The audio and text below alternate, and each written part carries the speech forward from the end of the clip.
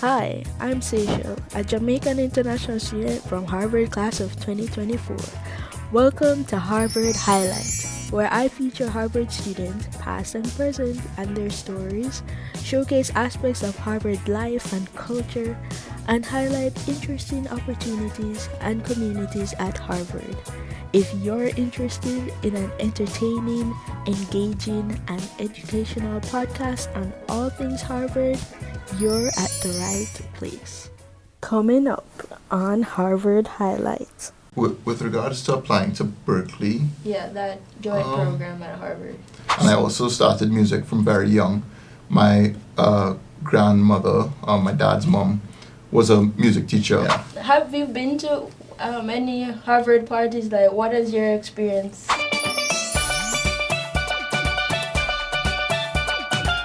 Hello, everyone, and welcome to another episode of Harvard Highlight. I'm Seychelle, Harvard class of 2024, here with another international student I'm very excited for you to meet. Introduce yourself to the people watching. Hi everybody, I'm Bartholomew. I'm from Trinidad and Tobago, 21 years old. I'm currently a junior at Harvard, so I'm on my third year, and I'm also doing the Harvard-Berklee dual degree program, which means I'm a full-time student at Harvard, and I'm studying chemical and physical biology at Harvard, and at Berkeley I'm pursuing film scoring, and it's been really great so far. This semester, I've been really happy to have co-founded the Harvard College Steel Pan Ensemble, so that's been another big focus of mine recently. Tell me a little bit more. Thank you. Yeah, well, part of the reason this semester has been one of my most enjoyable semesters so far is because I've co-founded the Harvard College Steel Pan Ensemble, which has been a dream of mine and a dream of my friend and co-founder Elizabeth Bennett since we first got to Harvard. Because the story of how we met was we both did the first year international pre-orientation program, FIP, which you have the option of doing as an international student coming to Harvard in like the week before your regular orientation, which allows you to come to campus and meet the other international students and get acclimatized to this whole new environment. And we were placed in the same group, which we called families. So we were in the same family. So technically we were like FIP siblings. And from like our very first conversation, Elizabeth told me that, well, she was from England, but that she played steel pan. And well, I play steel pan, so we both got excited about that fact and bonded over that shared love for steel pan.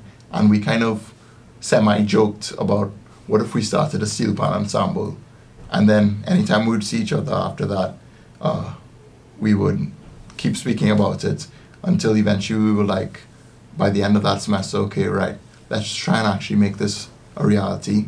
And we had like a few open house events where anybody on Harvard's campus could come and try out playing the various steel pan instruments from tenor right down to the sixth bass.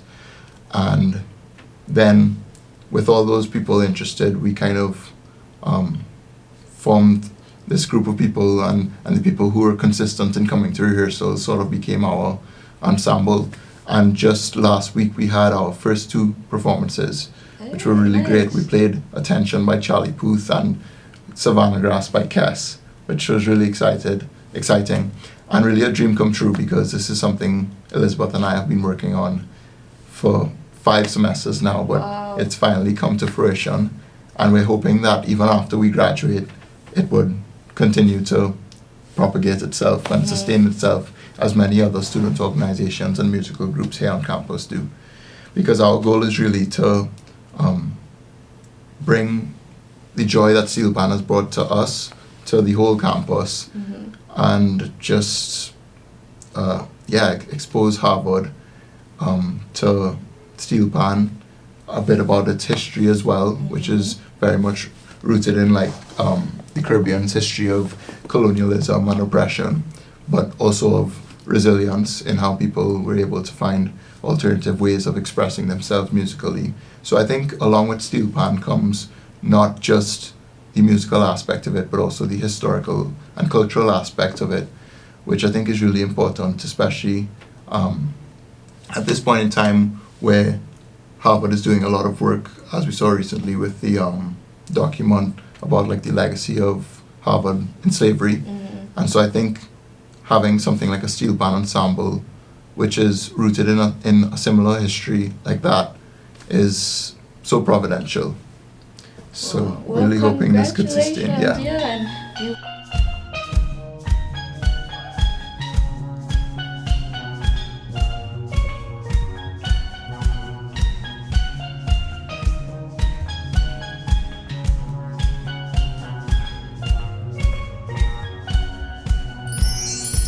probably take a few steps back to Adam before Harvard became your new normal, and now you're here studying biology but also music. When did your interest in STEM and your involvement in music, where did that start?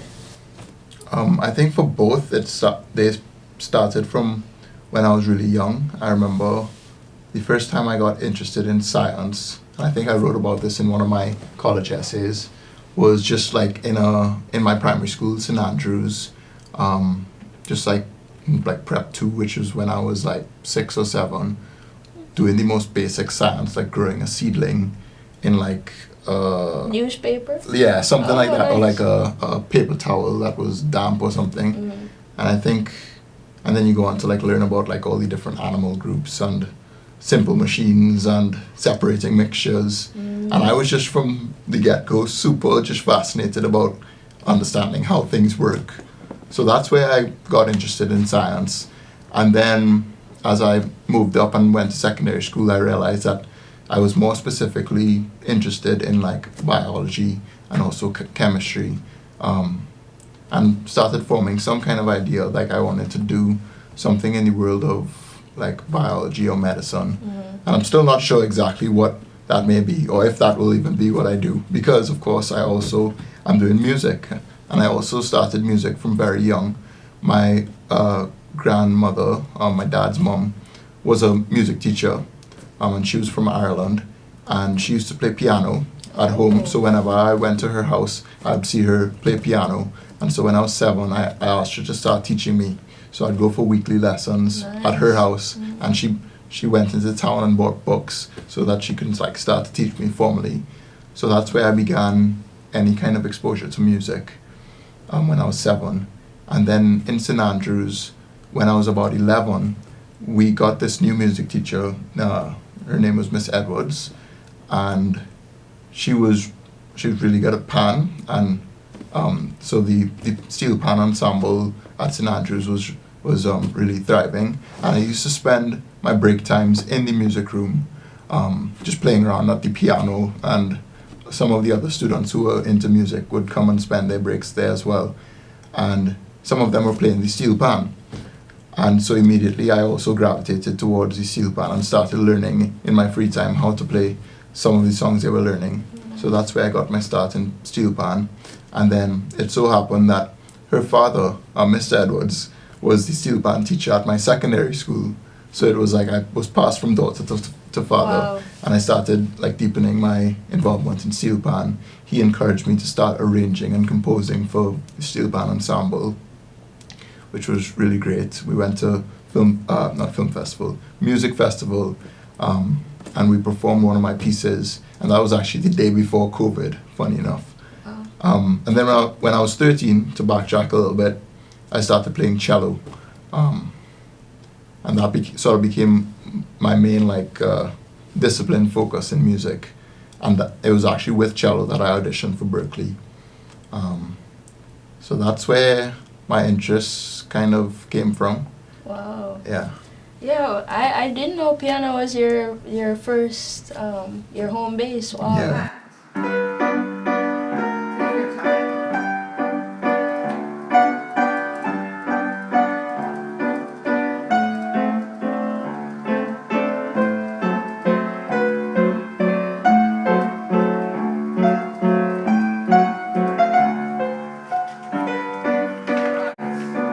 So piano, steel pan, cello.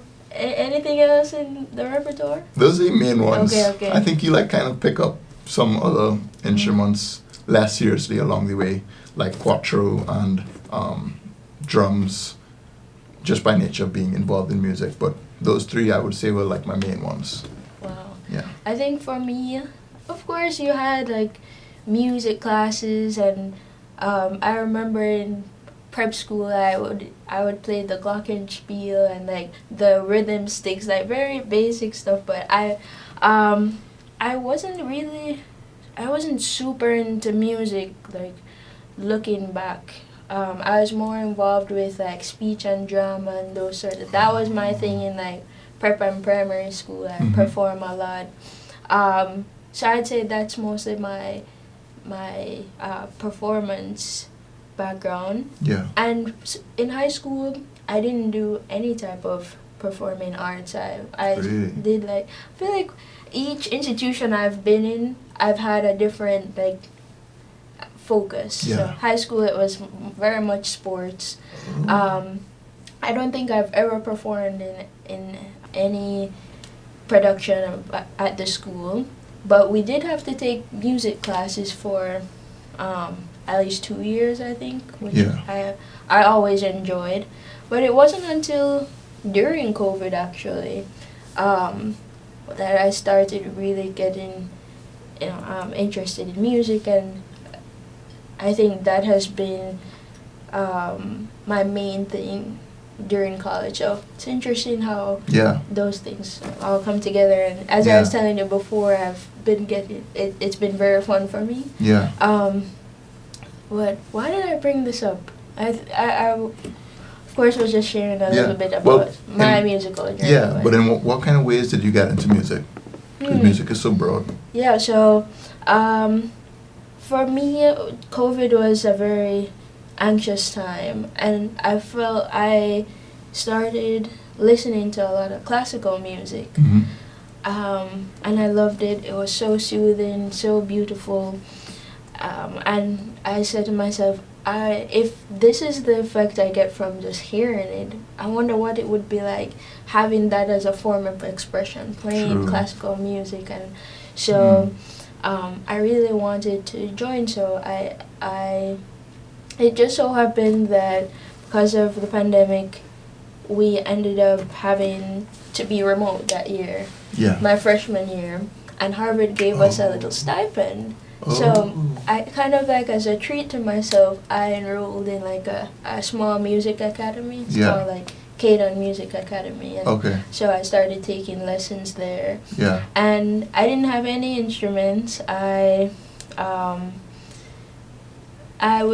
had an iPad with GarageBand, and I would, practice. I didn't know anything about like the hand movements, like just developing that sense of like connecting the motor function to like what you're reading to, what you want to play, all of that.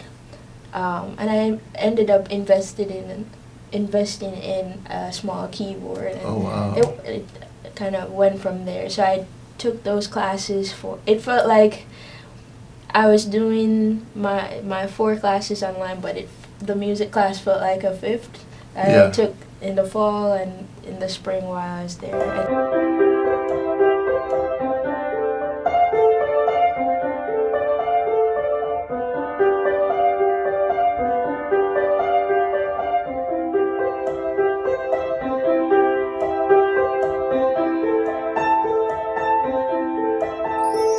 And then, when I came sophomore year, I really wanted to continue being around sort of a musical community, and that's when I joined Kuumba. So I sang, and I was able to like apply some of that music theory and that sort of thing. But in terms of playing piano, gosh, I haven't been as consistent as I'd love. But I had like one of my Kuumbabes, we call it, people in Kuumba, give me a few lessons. So that was really nice, and I started learning from one of the books. So that's been... I just think, music is just like this magical thing. And everybody, I think, I don't know how everybody is not like us and wanting to learn more about what's going on underneath the surface. I feel like it's just so intriguing to know, because we know how it makes us feel. Mm-hmm. We know its effect, but I just find it so fascinating to like try and figure out, okay, why is it having that effect on us? What technically has the composer or producer of this song done that's working in such a way to have that effect that it's having on us? Interesting. Yeah. You know, I feel like people have different levels of curiosity when it comes on to music. Because some people are focused on like the neurological perspective. Some people are focused on the theory that's going on, and some people are focused on the physics of music. So it's I feel like you can really go deep in there if you want to, but I think at the fundamental level, music is so universal, and it is.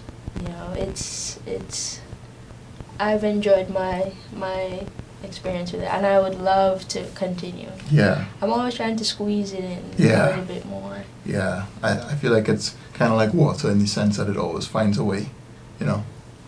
Yeah. Your grandmother who kind of started you on the trajectory, and clearly as you're moving through primary and secondary school, you're developing your skills. Like, at what point did you say to yourself that I'm interested in, you know, applying to Berklee? Like, and what was that process like for you? Okay. Well, I think when I was like, I don't think I ever really considered specifically which like university I'd want to go to. But I always, since the time I was quite small, knew that I wanted to be able to go to somewhere that was really good, possibly even the best. And so whatever that was, which I wasn't sure what it was at the time, I just wanted to make sure I was preparing myself and being on top of things so that when I eventually did figure out what I want to do, I'd have like all the options open. But when specifically the idea of coming to Harvard and Berklee first entered my mind was when my friend from Trinidad, Luke Walker, who you know,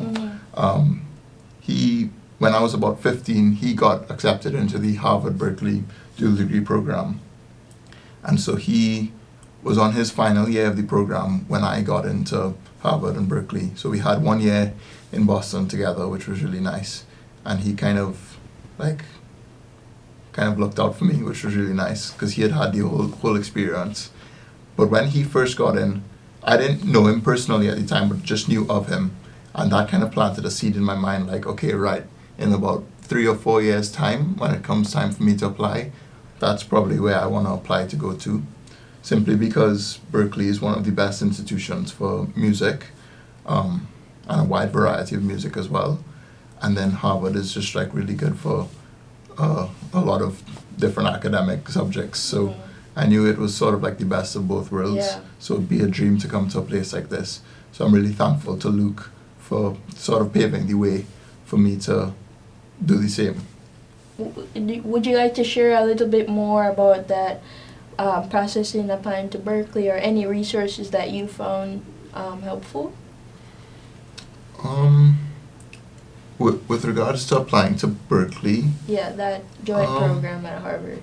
so the way that you would go about if you're interested in applying specifically to the joint program is that you have to get into each institution like independently. So you have to submit 2 separate applications, as if you're a regular Harvard student and as if you're a regular Berklee student. And then I think in both applications, there's like a box you just have to check indicating that you would like to do the joint program, which I think most people would probably just leave unchecked because they don't want to do the joint program. But in our case, you check that box. So for the Berklee side, the process is not too difficult because at least when I did it, it was just like an application form that you have to fill out with just like your basic information about your parents, where you're from, and whatnot. And then you have to set a date to do an audition. And in my case, as coming from Trinidad, I did it on Zoom. And so I logged onto that Zoom meeting, I think it was January 7th, 2022, and you play a piece of your choice, which is really nice, just about 3 to 5 minutes long.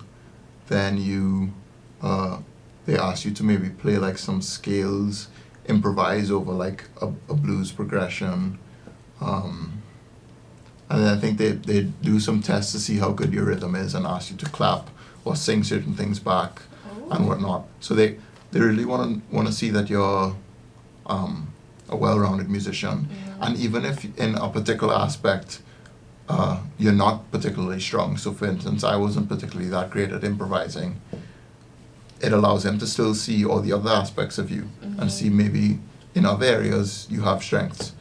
And I think that's something that's really good about Berklee, is that they're trying to, or at least it seems as if they're trying to foster an environment where it's people from all kind of different backgrounds of music and all kinds of different strengths, and everybody could find a place doing what it is they're most passionate about in this very broad world of music. So for me, I've found that what I'm most interested in, at least right now, is film scoring, which is writing the music for movies and TV shows, which again has a lot to do with like how music makes you feel. Because if you're trying to figure out how I should write music for a particular scene, mm-hmm. it all depends on what the mood of that scene is, what the characters are going through, what the audience is supposed to be feeling. And for that, you really have to be in touch with how music impacts you. Right. That's really cool.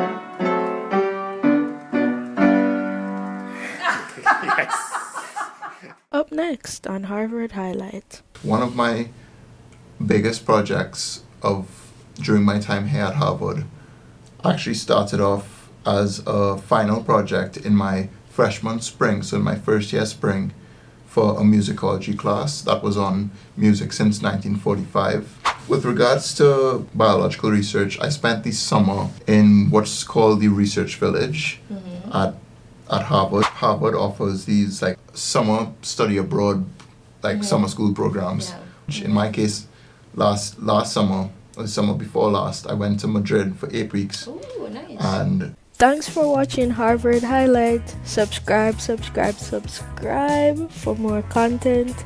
Check the links in the description for more information from this episode. Feel free to ask questions and leave a comment. And before you go, like this video.